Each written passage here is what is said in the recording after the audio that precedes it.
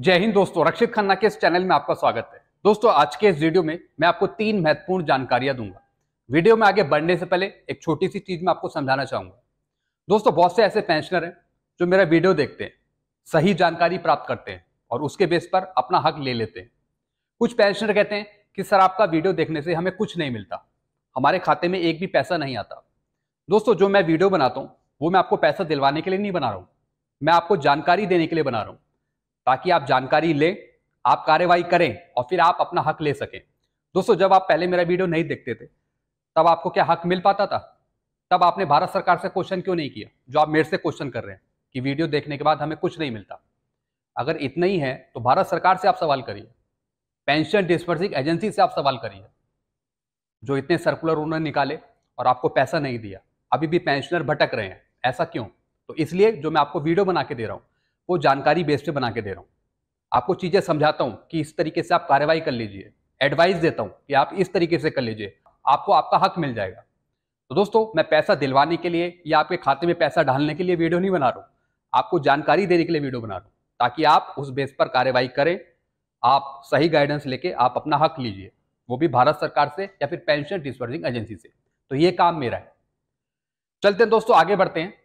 दोस्तों, 3 जानकारियां मैं आपको दूंगा। सबसे पहली जानकारी मैं आपको दूंगा, स्पर्श ने कुछ पेमेंट आपका होल्ड पे लगा रखा है। आपने एनपीसी दे दिया, सर्कुलर भी दिखा दिया, लेटर भी लिख दिए, लेकिन तभी भी वो पेमेंट नहीं दे रहा।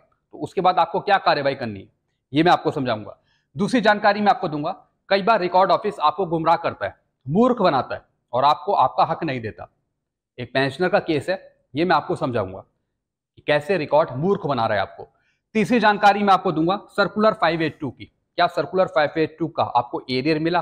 क्या है सर्कुलर 582? ये भी मैं आपको समझाऊंगा। तो दोस्तों, ये तमाम जानकारियां बहुत ही इंपॉर्टेंट होने वाली है आपके लिए, इसलिए इस वीडियो को आप शुरू से लेकर आखिरी तक देखेगा। वीडियो में आगे बढ़ने से पहले एक छोटी सी गुजारिश करूं, अगर आप पहली बार मेरा चैनल देख रहे हैं या फिर ये वीडियो देख रहे हैं तो आप मेरा चैनल सब्सक्राइब भी कर सकते हैं, जिसका नाम है रक्षित खन्ना, क्योंकि ऐसी जानकारी, अच्छी जानकारियां अक्सर आपको मिलती रहती है इस चैनल के माध्यम से।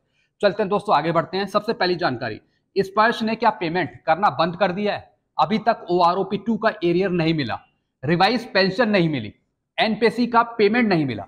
जी हाँ दोस्तों, बहुत से ऐसे पेंशनर हैं जिनको अभी तक ओआरओपी 2 की बढ़ी हुई पेंशन नहीं मिली, एरियर नहीं मिला, नॉट पे सर्टिफिकेट भी बना के दे दिया सीपीपीसी बैंक से, लेकिन तब भी स्पर्श आपको भुगतान नहीं कर रहा। पेंशनर की समस्या का हल नहीं हो रहा, इतनी बार सीपी ग्राम में शिकायत डाल दी तब भी उसका कोई असर नहीं हो रहा। स्पर्श आपको पेमेंट का भुगतान नहीं कर रहा, ऐसा क्यों? कुछ पेंशनर को मिल गया, किसी को कुछ नहीं मिला, कोई 1 साल से लगा हुआ है अपना एरियर लेने के लिए, कोई 5, 6, 8 का एरियर लेने के लिए लगा हुआ है, एनपीसी इतनी बार भिजवा दिया, कुछ भी काम नहीं हो रहा, ऐसा क्यों? दोस्तों, अगर ऐसा आपके साथ हो रहा है तो ये बहुत दिक्कत की बात है, और बल्कि ऐसी सिचुएशन हमारे साथ भी हो रही है। मैंने इतने एनपीसी बना के दे दिए स्पर्श को, लेकिन अभी तक उनका भुगतान नहीं हो पाया पेमेंट का। तो दोस्तों, इसके लिए आप लगातार शिकायत डालते रहिए, लगातार आप शिकायत डालते रहिए, लगातार आप शिकायत डालिए। हो सके तो आरटीआई का भी सहारा लीजिए, आरटीआई के थ्रू जवाब पूछिए कि इतने साल हो गए हैं, इतने महीने हो गए हैं, आप पेमेंट क्यों नहीं कर रहे हैं? क्योंकि दोस्तों, स्पर्श को पेमेंट करना बहुत जरूरी है। यहाँ पे कितने उन्होंने पेमेंट होल्ड पे लगा रखे हैं, 5, 6, 8 का एरियर हो गया, ओआरओपी 2 का एरियर हो गया, और भी कई सर्कुलर के एरियर हो गए। तो इसलिए स्पर्श जल्दी से जल्दी भुगतान करे, नहीं तो दोस्तों बहुत ही दिक्कत आने वाली है। तो मैं आग्रह करूंगा अपने वीडियो के माध्यम से कि जो भी स्पर्श ने आपका पेमेंट होल्ड कर रखा है उसका तुरंत निवारण किया जाए, जल्दी से उसका भुगतान किया जाए पेंशनर के खाते में। चलते हैं दोस्तों अगली जानकारी की तरफ। पेंशनर को एमएससीपी देने के लिए रिकॉर्ड करता है कई बार गुमराह। जी हाँ दोस्तों, बहुत से पेंशनर एमएससीपी एससीपी लेने के लिए अपने रिकॉर्ड से कार्रवाई करते हैं और कई बार रिकॉर्ड आपको घुमा देता है, कंफ्यूज कर देता है और बोलता है कि आपको एमएससीपी नहीं मिलेगी।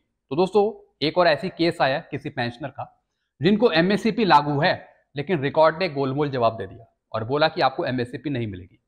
तो आपको क्या करना है ये मैं आपको समझाऊंगा। सतर्क रहें, जानकारी रखें अपने हक की। जी हाँ दोस्तों, आप गुमराह मत होइए, सही जानकारी रखिए, आप मेरे वीडियोस देखिए कंटिन्यू, ताकि आपको जानकारी मिल सके और उसके बेस पर फिर आप कार्रवाई कर सके। दोस्तों, एक पेंशनर थे जो एनरोल हुए थे 21/4/1995 पे, 21 अप्रैल 1995 में एनरोल हुए, ज्वाइन हुए और रिटायर हो गए थे 31/12/2011 को। दोस्तों, इनकी सर्विस थी 15 साल 9 महीने 8 दिन और रिकॉर्ड ने कहा कि आपके 16 साल कंप्लीट नहीं हो रहे, इसलिए आपको हम एमएससीपी हवलदार की पेंशन नहीं देंगे। इन पेंशनर ने एमएससीपी हवलदार की पेंशन लेने के लिए शिकायत डाली थी रिकॉर्ड ने। तो रिकॉर्ड ने कहा कि सिर्फ आपके 15 साल 9 महीने 8 दिन हो रहे हैं, इसलिए आपको एमएससीपी नहीं मिलेगी। और बल्कि दोस्तों इनको एमएससीपी मिलेगी, कैसे मिलेगी दोस्तों? सिपाही में ये भर्ती हुए 21/4 1995 में, जैसा मैंने आपको बताया। प्रमोट हो गए ये नायक में सन 2000 में। 2000 में ये प्रमोट हो गए नायक में, यानी 4 से 5 साल में। यानी 2000 से लेके 2011 तक ये सिर्फ नायक रैंक में ही रहे, यानी 8 साल से ज्यादा। तो इस बेस पर इनको एमएससीपी मिलेगी। रूल्स के अंतर्गत 8, 16, 24 है, लेकिन रूल में यह भी लिखा हुआ है कि अगर आप 8 साल से ज्यादा एक रैंक में होल्ड करते हैं तब आपको नेक्स्ट रैंक का बेनिफिट मिल जाएगा। तो इसके बेस पर इनको एमएससीपी मिलेगी। और रिकॉर्ड इनको कह रहा है कि एमएससीपी नहीं मिलेगी। ये क्वालिफाइंग सर्विस देख रहा है कि इनके 16 साल पूरे नहीं हो रहे, इसलिए इनको नहीं मिलेगी। ऐसा नहीं है भाई, इनका प्रमोशन जल्दी हो गया, 4 से 5 साल में ये नायक बन गए। उसके बाद सन 2000 से लेकर 2011 तक, जब तक ये रिटायर हुए, ये सिर्फ एक ही रैंक में रहे हैं, नायक में रहे हैं। यानी 8 साल से ज्यादा तो इनको एक रैंक में ही हो गए। तो इस वजह से इनको फायदा मिलेगा एसीपी हवलदार का।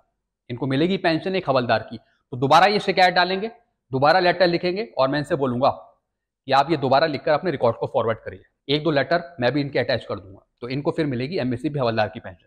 तो आपको बिल्कुल भी गुमराह होने की जरूरत नहीं है। 8 साल से ऊपर एक रैंक में अगर आप शामिल हैं तो 100% आपको एक नेक्स्ट रैंक का बेनिफिट मिलेगा। यह है सही कार्यवाही। तो यही टाइप की जानकारी आपको दी जाती है। अब दोस्तों इसे मैं आपको ये नहीं बोल रहा हूं कि आपके खाते में पैसा मैं डलवा रहा हूं या फिर मैं इस वीडियो के माध्यम से आपके खाते में लाखों रुपए आ जाएगा। मैंने ऐसा नहीं कहा, मैंने आपको सिर्फ जानकारी दी है, सिर्फ जानकारी दी है।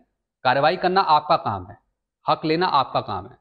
तो इसी टाइप की दोस्तों मैं चीज आपको समझाता हूं।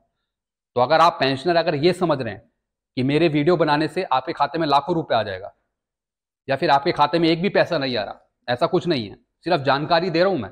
जानकारी के बेस पर ही आप कार्रवाई करेंगे और आपका हक फिर पेंशन डिस्बर्सिंग एजेंसी देगी। चलते हैं दोस्तों अगली जानकारी की तरफ। सर्कुलर 582 का फायदा मिला क्या? कुछ पेंशनर हैं जो लगातार सवाल कर रहे हैं, क्या सर्कुलर 582 का एरियर हमें मिलेगा क्या? दोस्तों जिस तरीके से आपको 570 का एरियर मिला, यानी जो आपकी 31/12/2015 तक जो आपकी बेसिक पेंशन थी और फिर उसका 2.57 करा गया, 1/16 से आपको बेनिफिट दिया गया। तो दोस्तों उसका जो सर्कुलर था वो था 570, जो आपको आपका हक मिल गया, उसका एरियर मिल गया 7 सीपीसी का 2.57 का। ऐसी दोस्तों जिनकी डिसेबिलिटी पेंशन थी तो डिसेबिलिटी पेंशन का भी 2.57 करा गया 7 सीपीसी के अंतर्गत। तो उसी का ये सर्कुलर है, सर्कुलर 582, यानी डिसेबिलिटी पेंशन के एरियर लेने का। तो 582 के अनुसार काफी पेंशनर को इसका एरियर मिला। अब दोस्तों बहुत ही कम पेंशनर हैं या फिर ना के बराबर पेंशनर हैं जिनको नहीं मिला होगा। अगर नहीं मिला तो फिर आप 582 को लेकर कार्रवाई कर सकते हैं। ये भी 7 सीपीसी का एरियर है, लेकिन ये एरियर है डिसेबिलिटी पेंशन का, जो आपकी डिसेबिलिटी पेंशन का 2.57 करा गया या फिर डिसेबिलिटी पेंशन आपकी रिवाइज हुई 1/16 से, तो उसका एरियर है। तो दोस्तों ये रेफरेंस है 570 का और 582 का। 582 है डिसेबिलिटी पेंशनर्स के लिए जो डिसेबिलिटी पेंशन ले रहे हैं। अगर नहीं मिला तो फिर आप कार्रवाई करेंगे। तो दोस्तों ये कुछ जानकारियां थी जो मैंने आपको समझाई। आई होप सारी जानकारी आप अच्छे से समझ गए होंगे।